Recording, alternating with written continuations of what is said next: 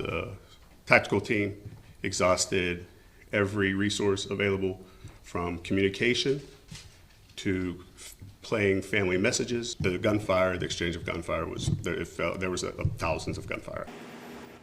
Thousands of rounds of gunfire, a city neighborhood riddled with bullets. Tonight, a lot of questions remain. One day after that shootout in Garfield, we can tell you that dozens of officers who were involved are now off the street. They include 47 City of Pittsburgh officers, 12 Allegheny County police officers, and 16 Allegheny County Sheriff's deputies.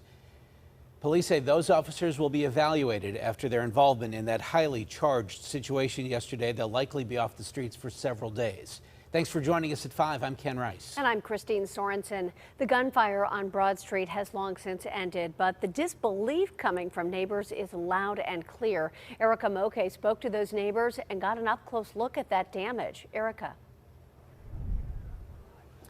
Christine and Ken, yesterday we were telling you just the amount of gunfire that was exchanged yesterday, and you were able to see in that video the damage left behind at that row house, showing you just how intense this standoff was. You can see behind me that home has since been boarded up, but right now on this street you can see neighbors are out and about. They are alongside city leaders assessing the damage from those bullets, like what you can see right here on this house, evidence of bullets whizzing by. Neighbors tell me yesterday they felt like they were in the middle of a war zone brought on by a man that they barely knew.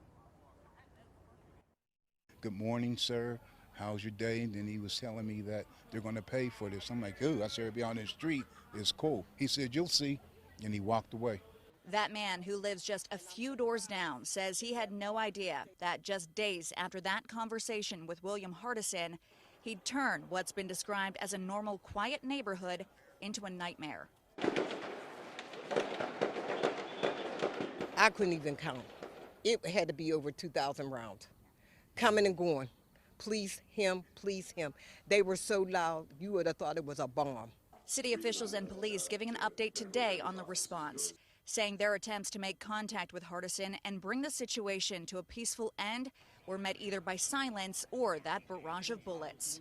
The gunfire, the exchange of gunfire there was thousands of gunfire. I just couldn't tell you the number. The exact amount of shots, ammunition, even weapons used by the suspect is still under investigation by state police. And although neighbors say they had no idea what kind of stockpile Hardison may have been sitting on, one says she did see him with a gun case, which she says contained more than one rifle. Because it was heavy. He was struggling from across the street to his house to get it into his house.